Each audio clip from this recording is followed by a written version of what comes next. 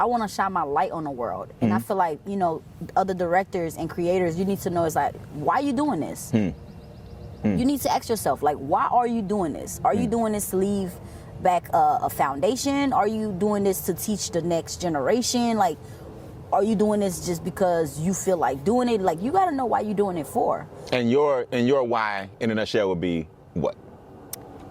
My why, I'm doing this because I am the chosen one. That's why I'm doing it.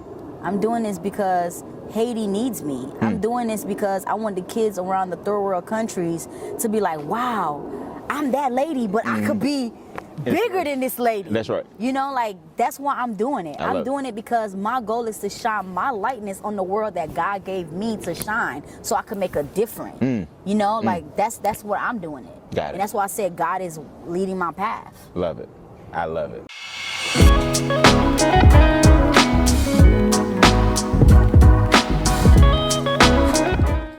It's a great day to change lives. Welcome to another episode of the Instincts Pondcast. Brian Bean, and I'm with a special guest today. She probably got a million nicknames, but I'm gonna call her the celebrity director. Up and coming, already making things happen. I've seen some of your work. I have not seen all of it, but I'm with Des Gray. How you feeling? I'm feeling blessed. I'm feeling really good for having me in your big kingdom palace. You know, we out in nature right now. It's cool. And then we have the lake as just the view. I like to be attached to the water, so. Nice. Good nice. idea. What's your sign? I'm a Capricorn. A Capricorn. All right. I thought you was gonna say Pisces. No, Not that I'm into but I like water. Do you really? Yeah. Okay. All right. Not that I'm into astrology. I just thought it would have been dope if I'd have been right for once in my life. So I appreciate it, man. We're gonna talk about how we met and everything. It's cool how this all gonna come about. We got some projects we're gonna work on together, all kind of stuff. Can I get you on record that you're gonna help me look good on the show? I'm gonna help you look good on the show. Okay. You know what? You're already looking good on the show. Okay, good. I'm Okay. I'm gonna help you look 10 times better. 10 times better. All right. Okay. That's what she does for a You living, already man. fly. You already fly. I appreciate it. So look, we always start the show with one question, and then we're gonna go to the end and talk about what you're doing right now, all the amazing things. Okay. Saw you on BT. I've heard some of the artists you work with. My son couldn't believe you were at Bean Acres. He couldn't believe it. I was like, I know you ain't a little starstruck over there. He was like, yeah, Dad, I love her work. So we're gonna talk about how we met. But let's start off by helping some people first. Okay. It's gonna be a surprise to me. What is arguably the toughest thing in life you've had to overcome? People see us today, they see Bean Acres, the podcast, they see Des doing BET Awards and all that, but we've all been through some stuff. What's arguably the toughest thing in life you've had to overcome, and how'd you overcome it? The toughest thing I had to overcome is bad investments. Yeah. Wow. Bad investments. The toughest thing I've ever did was lost $250,000 in a bad investment. 250. Yeah. Okay. $250,000. And I'll say, like, the way I overcome that is just by knowing, like, that's just a part of my journey. You know, I went into a business, you know, with a person that I thought was a friend. That was one. And two, that I believed in. And I invested into the business, and that person basically just didn't do what they said they was going to do with the money, and they just basically lost the money. Lost the money. Yeah, they did something else with it. So what I've learned in a situation is, like, don't be so fast to just go into something, investing your money. Make sure you have a business plan. Like, if I would have known better, I should have asked him, like, hey, let me see your business plan. And then the lawyer that I had at the time, you know, the lawyer should have had access to his account, so we'll know exactly, like, you know, how the transaction and everything is going. And then another thing I should have done is I should have put the money into what is called escrow Yeah. account. So nobody's pulling from. Yeah. Nobody's pulling from it. But instead, I just gave him a cashier's check, which was the dumbest decision that I've ever made. You know, most of the craziest decision that I actually ever made. But I've learned from that decision. I've learned that, you know, you have to just be very cautious of how you go into business. Don't be so eager and just be so hungry to just Make something happen, yeah. Make something happen, and then they end up buying you like right away. So it's like now I'm like very cautious. I didn't let that in the beginning. I allowed it to affect me. I was very heartbroken by it. You know, we still going to court for that situation. I was about to say, is there some recourse? Yeah. Okay. So it's like, you know, I didn't do the research that I should have been doing, because I looked at it like, oh, that's my friend. Gotcha. Versus like, no, you my friend, but this is business. Let me look at it this way. But it happens. It happens. Well, let me give you some advice on this too, because this is important. Investing is not my life, not my world, but it's a major part of what I do for a living, right?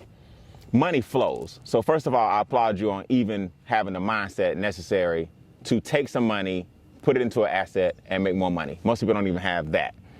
I think the part that you hit on the most is when it comes to business and friends, it only works if you got good business friends. So you had a good friend at the time, but he didn't know anything about business, or she didn't know anything about business. Money flows though. So here's how I look at everything. I've lost money in investments too. But I make sure I win more than I lose, right? So look at your complete body of work. You have a successful business. Mm-hmm. You have, and you're just getting started. I mean, you're just getting started, right? Yes. You have a successful business. That's the most important thing you can invest in is yourself. You have clients that people wish they had a chance to even be in the same room with. So you can always make the $250K look like $2.50 eventually. You see what I'm saying? Correct. Whenever I lose money, I go, you know what? That $250K is really going to be $2.50. And you know, that's exactly how I was able to process. Yes. Going through that transition. I was like, you know what? Because, you know, I look up to Oprah Winfrey. Right. You know, and I see myself being like bigger than her. Right. Like one day, right? Absolutely.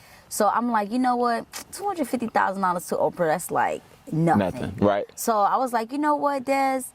This is nothing to you. Right. You know, $1 million is going to be nothing to you, you know? So I had to look at it like that from that mindset. And once I started looking at it from that mindset, blessings started coming to me. That's right. Because at first I allowed that situation to tear me down, where I was bringing negative energy into me, and I was taking more losses. Gotcha. You know? Yep, because that's what you're attracting. Your mind is on that. My mind was on that. But the minute I realized, like, okay, it was $250,000, you know, even to me right now, it seems so big. But I'm like, nah, that's $250, you know. Eventually. Yeah. You know, and I was able to remove that out of my mind. And by no means are we saying be careless. By no means are we saying it doesn't sting. By no means am I saying it still doesn't sting. You know what I mean? I got some losses that still sting. But I look at my whole body of work, and I look at how many times I've won, and I'm like, Brian, the reason you're winning is because you lost. The reason you're winning is because at one point you lost. You know what I mean? So before we tackle how you're going to become the next Oprah, even bigger, let's dial it back for 1 second about the investment. So, because I want people to learn from this. Mm-hmm. In retrospect, not only was the person not trustworthy, didn't give you a business plan, you have a big heart, so you were just hoping that they would do right. And I had to go to therapy for this, just so you know. I'm still going to therapy. Yeah. I went to therapy for this. I'm very transparent. I went to therapy because I had a string of events that happened. I saw a gentleman get killed on a motorcycle in front of me. He died right in front of me. His helmet popped off. It was amazing. It was scary. Another gentleman's legs got cut off by his motorcycle. Jesus. I went over to help. That happened that week. I was about to slap about 3 people that week on some business stuff, because I felt like they weren't doing right. And this is what my therapist told me. She said, Brian, here's your problem. And I want you to remember this. She said, the more successful you're becoming, you expect everybody to be like you, that the word is your bond, and you're trying to pull all these people up with you. She said, actually, the more successful you become, your circle might need to start getting smaller. And when it hit me, I said, you know what? You're right. I'm more successful, so I be trying to share the love, share the knowledge. That was my issue, Brian. That was my You issue. coming up, so you want everybody to come up. And now I see why people like LeBron and those guys, they roll with their 7 partners. I see that too. And that's what it is. Kevin Hart said he ain't taking no more friends. After that incident he had, he was, one of his friends, I think, set him up with the tape or something crazy. He was like, you know what? This circle is closed. Now, you may have some colleagues and stuff. Yeah. But as far as the inner core, I'm looking to build my inner core, and everybody else got to get categorized properly. You see what I'm saying? And you're definitely right about that. And that was one of the other, lessons that I've learned from the situation is like, now, it's like even now I'm always busy, so I always find myself having to explain myself to a lot of my colleagues, and I'm like, wait, why am I explaining myself to you? Like, I'm busy. Like, I'm busy. I'm not ignoring you. Right. You know, so when that situation happened, like, I had different colleagues like, hey, Des, let's invest in this and let's invest in that. And like you said earlier, the move that I'm making now is investing into myself. Yourself. Can't lose. You know, because I can't disappoint myself. Can't lose. I'm not gonna steal from myself. You know, so I mean, I'm not gonna cheat myself either. Can't lose. So that's the best thing. Can't lose in me. So, let me ask you this before we move on to what you're doing now, the great things you're doing. I always tell this to investors too. Did you step outside your genre? Meaning, like people be like, Brian, invest in real estate. Well, I got 20 acres that I'm developing, so I got more insight now into real estate investments, right? Bean Acres taught me a lot about construction, about topography, about location, because I went through it. I had a guy hit me the other day. He's like, Brian, invest in my movies. But see, I don't know nothing about that. So did you go outside of? I went outside. You went outside the genre, probably. Yeah, you know what I mean? Went outside of it, and yeah. Some you don't know nothing about. You know what I mean? The restaurant industry, I don't know anything about that. You see what I'm saying? And the crazy thing about it is, I ended up talking to the first attorney that I talked to about. Well, after the incident happened, I've ended up reaching out to this attorney. He's very popular out here, but he does accident.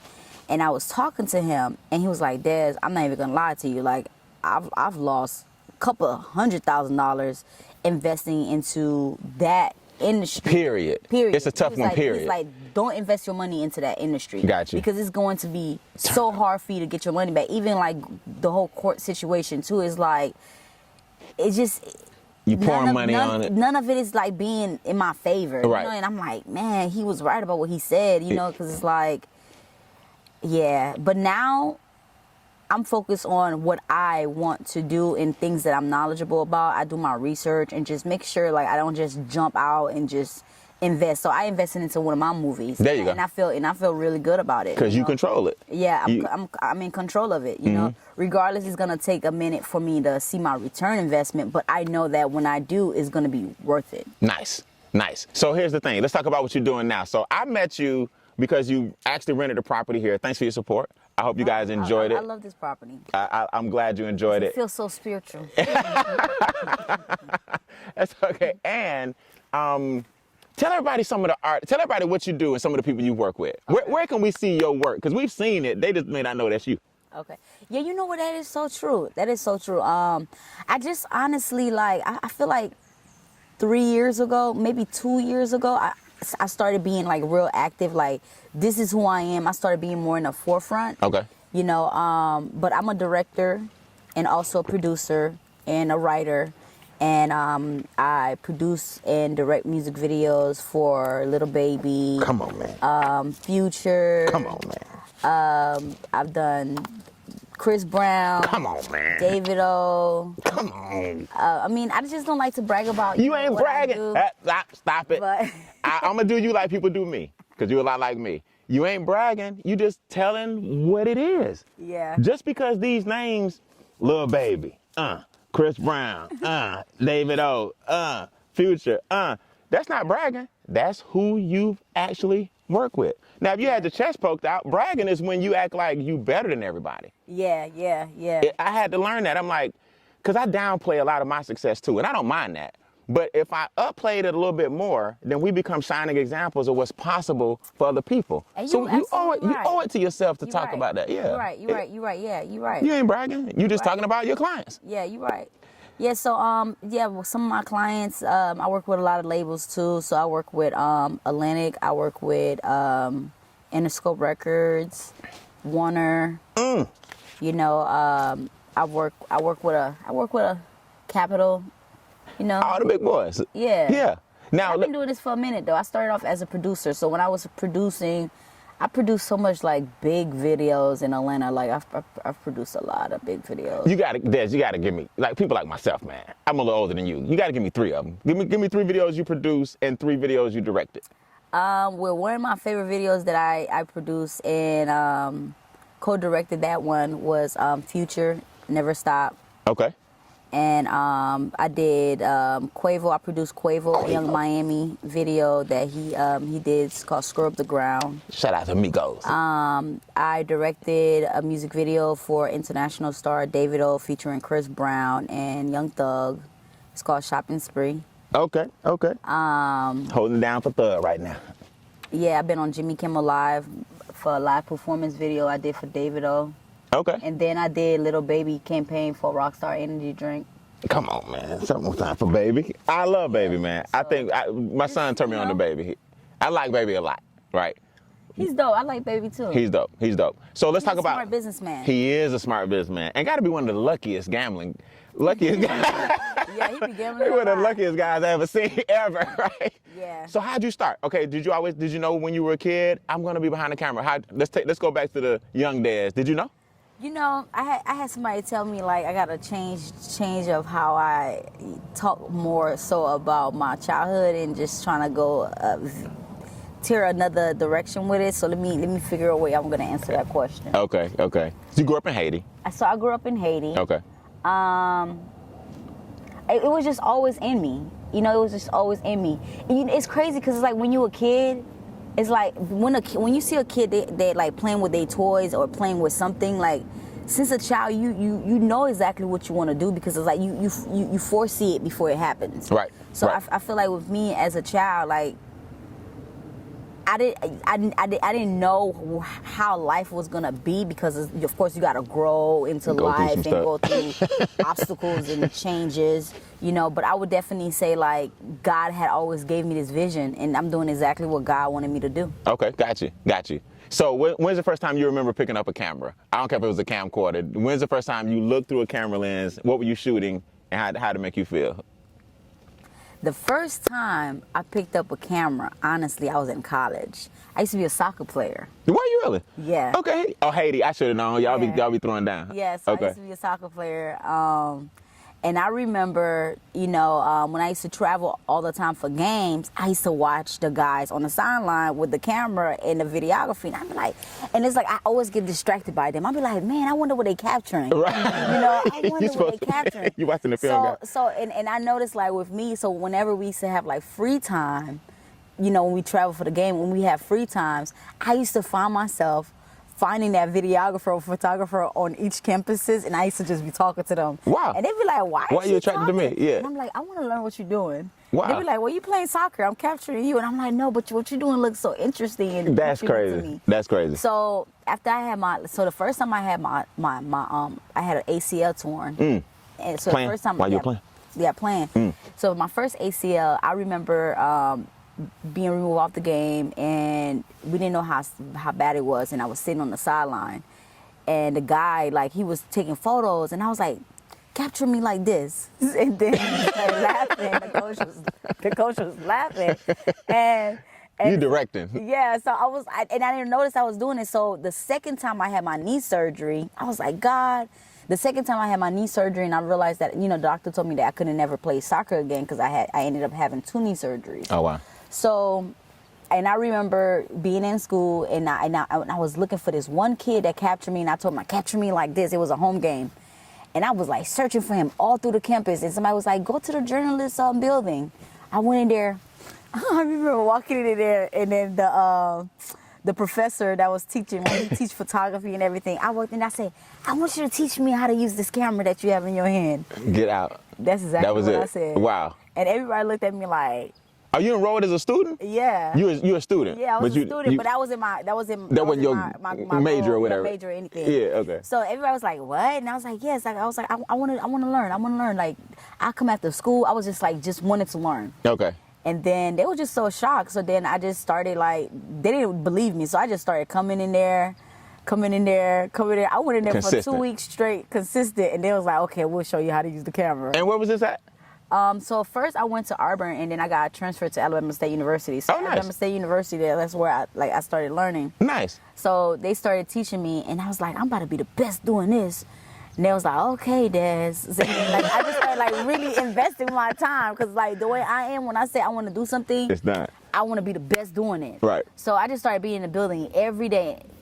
Kid you not, I did it for a whole year, and then I ended up winning the best photographer on campus. Really? Yes, I ended up being the best photographer around all the HBCUs. They had to submit like photos for like a competition, and I was the winner. You won. I won. Okay, let me ask you this. It was just amazing. I won, and I ended up being like the photography journalist of the year. I was like, I did it. I did it. I got something going on. And then I had got offered a summer job to teach film photography for the summer school for the summer school for students at Alabama. At Alabama State. Wow. Yeah. So in the summertime, I used to be like a teacher. I'm so intrigued, man. Yeah, I'm so intrigued. So let me ask you this: first paying gig. First, I remember the first time somebody gave me a check to speak. I was like, okay, I can do this. It was $1,500. Never forget. It was the first time I got paid to speak. It was $1,500. What was your first paying gig where somebody gave you some money and you said, oh, it's on? Because all it takes is one. I hate to interrupt, but don't you want me to pay the bills? You want the show to stick around, right? This segment was sponsored by the Instincts Training Series. Now, what is that? You ever wonder why a duck does not have blood vessels in his feet? You ever wonder why a polar bear or a brown bear or a black bear take care of their young to the death like any mother would? You ever wonder why a cheetah has a really long tail? You ever wonder why a rhino has birds on his back? You ever wonder why a praying mantis has 1,000 eyes? I could go on and on and on, but the Instincts Training Behavioral Series will show you how to reach your full potential as God's highest creation. That's right. You're the most intelligent form on the planet, but you're the weakest emotionally. I'll show you guys how to tap into your instincts and reach your full potential and be more productive personally and professionally. Visit BrianNBean.com. That's BrianNBean.com for a free keynote and tap into your instincts today. Now back to the episode. You know, the first time I got paid to be a director, it was for Little Donald Do Better. And it wasn't a lot of money. Right. He gave me $3,500. Oh, I'm sorry. No, $3,500. No, $3,500 for everything that we had to do. Oh, that wasn't that. Okay, yeah, okay. I was about to throw a card. But I was so happy. Yeah. I was so happy around it. You know. Now, what does Little Donald Do Burger? What is that? So, Little Donald Do Better is a video about domestic violence. Okay. And that video ended up bringing me a plaque. The song now is platinum. Oh, wow. So I remember when he sent me the song, and I was like, I'm gonna give this song all my heart. I'm gonna give this video about to be the best video you ever had. I said, this video is gonna get millions of views, and you're gonna get a plaque. I told him that. You know what's crazy? He got a plaque, and he got 80 million views on the video. And you shot the video? Mm-hmm. And the artist is Little Donald? Mm-hmm. Yep. Little Donald Do Better, and it's about domestic violence. Mm-hmm. So you get credit. When that happens, you get credits, right? Yeah. That's part of your. Yeah. Okay, and so in retrospect, $3,500. You like, we should have got paid more, but that started something greater. Correct. Okay. And I was okay with that. I was okay with it because at the end of the day, like I don't go into my art for money because I feel like money gonna come. Right. You know, if you focus, because I don't seen it being a producer and working with several different directors and where they've made a lot of bad mistakes at. Mm-hmm. They went into it for the money versus going into it for the art. Because when you go into it for the art, God gonna lead the way. Right, absolutely, absolutely. Know? So him giving me that budget, I was grateful because number one, he trusted me with his vision. Okay. So I was okay with that, and then it was my first shot. I had to take it. You got to take it. You only have one shot. So let me ask you this. This is the first time I heard your accent kick in. Let's talk about Haiti real quick. Can you speak French? Yeah, parlez-vous français, un petit, parlez-vous français? Parlez-vous créole? Parlez créole tout, hein? So yes. Petit. A little bit. Okay, enough. So talk to me real quick before we move into some of the bigger artists, because I want to know, we're going to inspire some directors, and we're going to talk about an upcoming course you're going to launch. We're going to promote your stuff. Yeah. Talk to me about growing up in Haiti. I love Haitians, by the way, because I love the history of a group of people who said no to colonization. We ain't going for it, right? No matter what, we ain't going for it. What was it like growing up in Haiti? Do you like Haitian food? I've never tried Haitian food. If it's spicy, I can't fool with it. Is it spicy? No, Haitian food is not spicy. Okay, all right. I would say no, it's not spicy. Okay. You definitely got to try some Haitian food. I would try Haitian food. Me and you got to go out to eat. Yeah. All right. You know you stuck with me for life. Oh, I know. Okay. You got to try some Haitian food. Okay, I'll do that. Yeah, you got to try some of that. Growing up in Haiti, Man, growing up in Haiti was different versus growing up in America, honestly. Of course. You know, because it's like, you know, when you grow up in a third world country, you don't really have no middle, you know, no middle ground. Mm-hmm. Like in America, you have the middle ground. You know, so when you're in a third world country, it's either you poor or you rich. It's no in between. So with us, you know, we in between. So we in a situation when you're in between, you have the resources that you need to go to the higher level. Versus when you're in a third world country, you don't have the middle resources that you need to elevate to the higher level. You know, so if you poor, you poor. And that's it's like a caste system. Yeah, it's just it. You know, so me growing up in Haiti, growing up poor, didn't have anything. You know, we never had no electricity until I moved to America. Really? When did you move here? How old? I was 13. Was it a culture shock? Yeah. How'd you get here? Like, who said we out of here? Did mom decide? Did grandma decide? My mother. Yeah, she sent for me after many years. She came first. Okay. She came when I was like a newborn baby. Okay. Yeah. And she knew she wanted better. Yeah. So culture shock. Talk to me about, you're 13 years old. Talk to me about going, get out of here. Like, what was it like when you got here, and what was the first thing that you noticed was just drastically different? Of course, everything, but drastically different. You know, honestly, it go back to me saying, God, like when I be thinking about things now, I be like, man, God, like you've been preparing me for this. Cause I remember, you know, when I was in Haiti and I was like 9 years old when I find out that my mother was like doing my immigration paperwork to come to America because it's a process. So, but it's like I've always seen myself being bigger. Like it's like I've always seen this vision like my life was gonna be bigger than Haiti. You know, like got to profess it. You know, I just always seen that as a child. You know, I always seen that. So when I came to America, I remember the first time I got on a flight, though. It was so funny. Yeah, that's the flight, I had to use the restroom so bad inside the plane. I was so scared. I was like, oh my God, I was scared. I was like having panic attack in the plane and everything. And I remember my older brother, he was holding my hand because like I'd never been in the sky. So it's like, I'm like traumatized. I'm like, oh my God, am I gonna die? I don't know what's going on. And I remember I had to use the restroom so bad. You didn't want to get up? I did not want to get up. And my brother was like, go, go, go. So then the lady, she ended up taking me to the restroom. And when I went in there, I was stuck in there for like 15 minutes straight. I was having the most panic attack because I didn't know how to open the door. I didn't know how you slide. How to get out. And that thing it's strong when it's closed. I was in there for 15 minutes. Because I was like, oh my God, I want to scream. A part of me want to cry. A part of me want to scream. I feel stuck. Like, and my brother, knowing that I didn't know no better, so he came. You're right. He slid. He slided, and I was like, I feel like I just been like rescued. I was like, oh my God. And then the lady was laughing so hard because she realized that I didn't know how to slide it back. That's hilarious. So that was like so funny. And then and I ended up not even using the bathroom because like when I closed the door and I realized that I couldn't open it back, I was panicking in there. Exactly. So I didn't use the restroom. So you went and didn't go. I went and didn't go. It was so funny. I went and didn't go. But when I arrived to Miami, Florida, like how I just left the poor and then I landed and I'm walking through the airport and I'm like, get the hell out.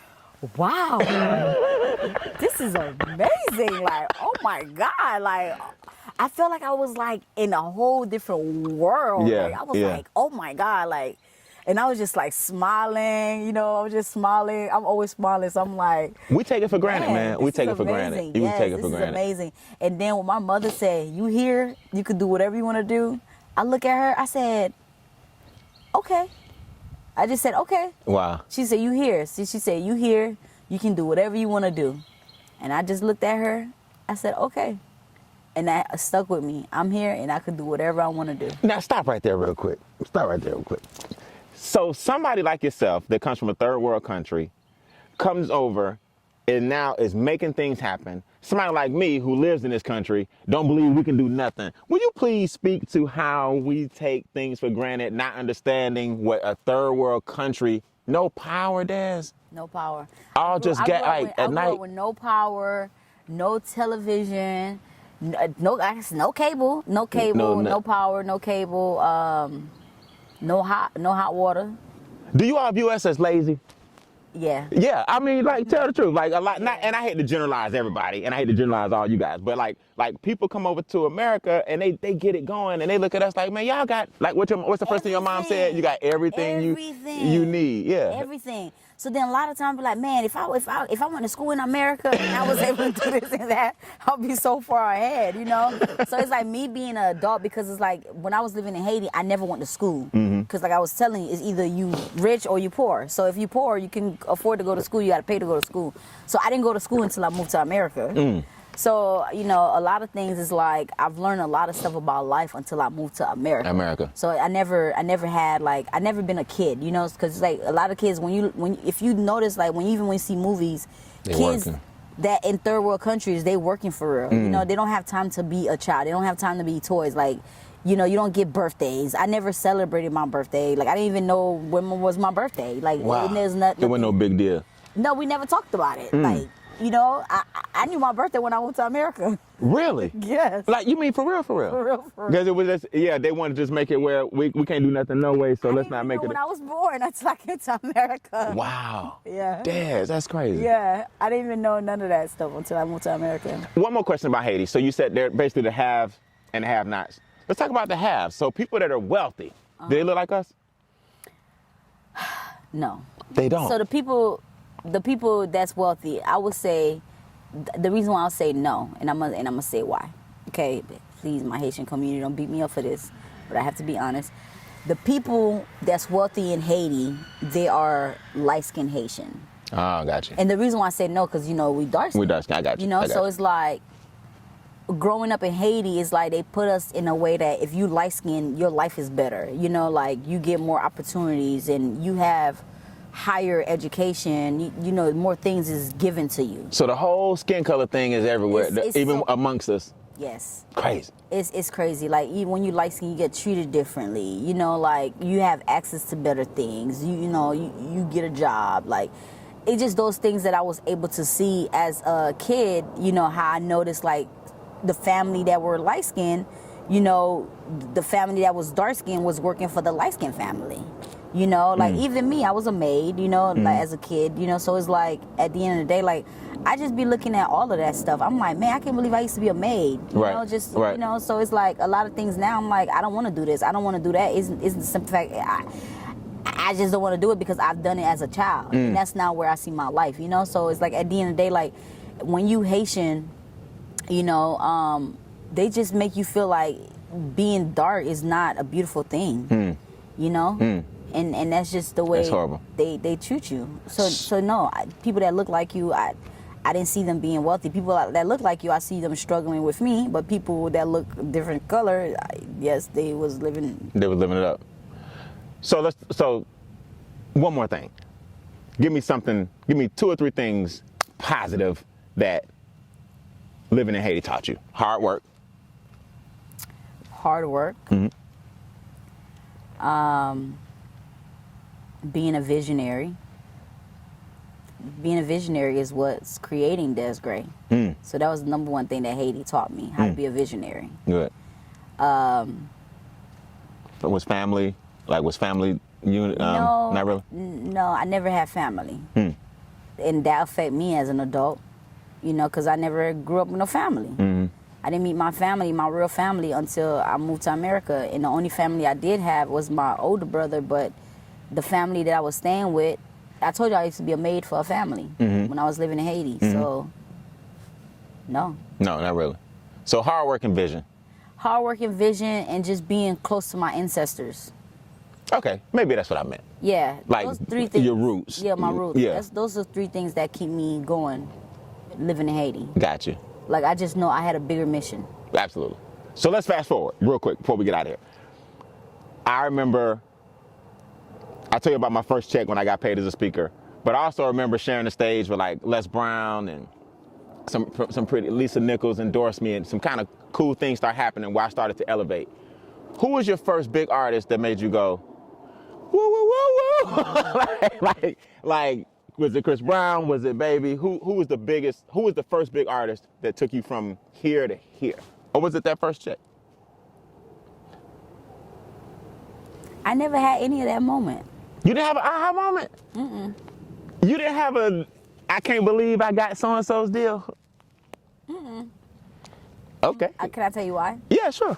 I'm gonna throw one in advance for that. I just feel like my life is bigger than all of that, you know. And I feel like where God is taking me, I'm gonna have the aha moment, like, and it's gonna be a life like changing moment for me in Haiti, and that's when I'm like, oh, That's when you're gonna give me the woo woo woo. Yeah. You know, I just feel like right now I'm just going through this journey. Okay, got it. I'm going through this journey, like, because man, it's like, I just see my life. I see my life. I'm gonna have my, no disrespect to you, but it's like, I already see my life where I'm gonna be sitting down with Oprah Winfrey and we gonna be talking about, my journey. Absolutely. That's when I'm be like, oh my God, Oprah, I can't believe we're sitting next to you. And it's still not gonna be That's gonna be the aha moment because you're gonna be great. I've already seen that part of my journey. I love it. So I'm just grateful. I'm blessed. I'm blessed, and I'm just grateful for every artist that I've always like having the opportunity to like work with. I'm grateful that God allowed me to meet these different talents like myself. I'm extremely grateful for it all. And I just look forward to the journey. I'm just allowing God to just lead my path. I love it. Okay, so let's help some future directors. 3 big mistakes they make. Let's talk to the young people real quick. What's 3 mistakes people make in your industry, whether it be behind the camera or whether it be mental, like not being patient, wanting money fast, or y'all need to stop this crazy angle right here? Like, what's 3 mistakes people make behind the lens? 3 mistakes people make behind the lens is going into it thinking that these artists are your friends. Ooh. They're not your friend. Ooh.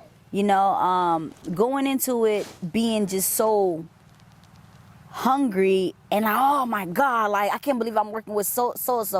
No, don't do that to yourself, because you selling a part of your art for free.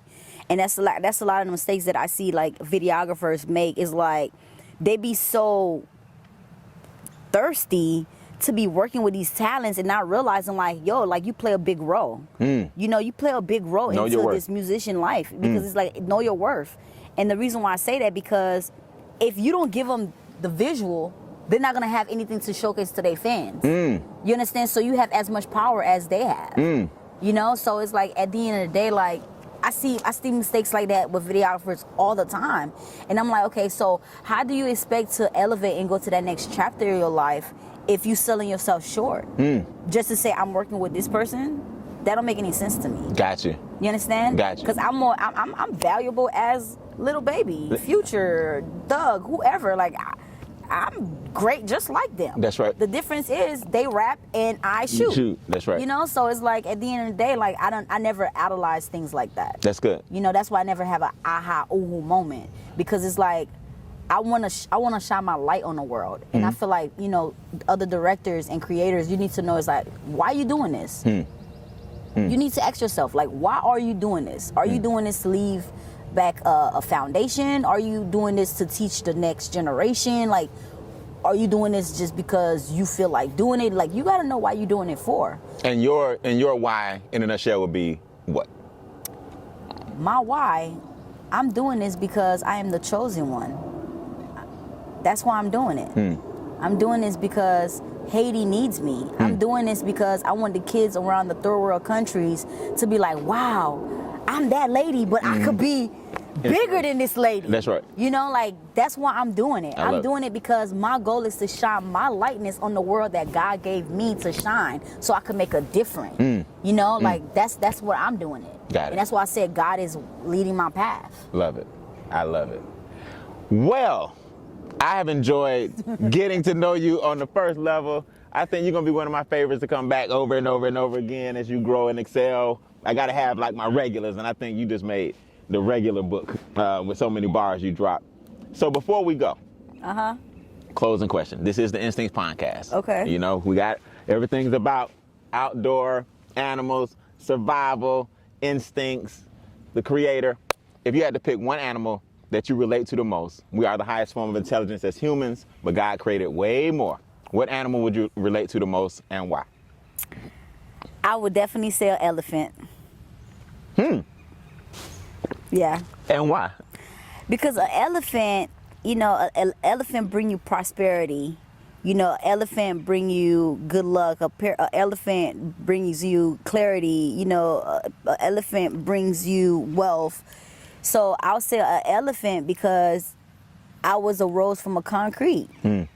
And an elephant to me, it brings me so much things into my spiritual body that by being an elephant, I know that where my path is going is so clear. So like an elephant is...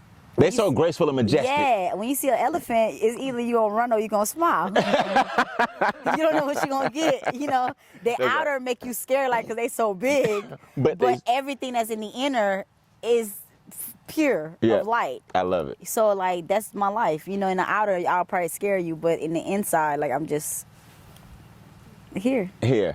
Wait, before we go, where can they find you and what's coming next? We're working on a course. Oh yeah, we are going to launch a course. Let's talk about a course right now. So anybody that's watching this, make sure you follow me on Instagram. If you are a director, videographer, photographer, whatever you are, you could be a content creator. You could just have the thought. It don't even matter. Right. Follow Des Gray. Des Gray. Correct. So we're gonna get this course popping. We talked about it yesterday, so I'm gonna connect you with some people I know can help you with that. Yes, you look at you. You just been a blessing. You see what I say about God? Yes. God just lead the way. Because honestly, before I came here, Erica find this location, and we had another location that was an hour away. Oh wow. But my spirit didn't align with that other location. Okay. My spirit aligned with this location, and I see why, because I ended up meeting a beautiful spirit like yourself. Thank you so much. I appreciate it. Everything happened for a reason. I appreciate it, man. I appreciate it. Hey, we're here at Bean Acres. Thank you for using the property for your video shoot. Can I get a copy of it? Can you let me know when it airs? Yes. Okay. I'll get you a copy, and I'll make sure I'll send you a behind the scene of us making everything. Making it happen. Yeah, right. making it happen, because this property is amazing. This is the Des Gray. I am an elephant, y'all. She's an elephant. Elephant Des Gray. Hey, man. It's a great day to change lives. Thank you so much for enjoying another episode of the Instincts Pondcast. Y'all check out Des Gray on all platforms. Look forward to it. Thank you for having me. You the best. You the best. You the best. Great.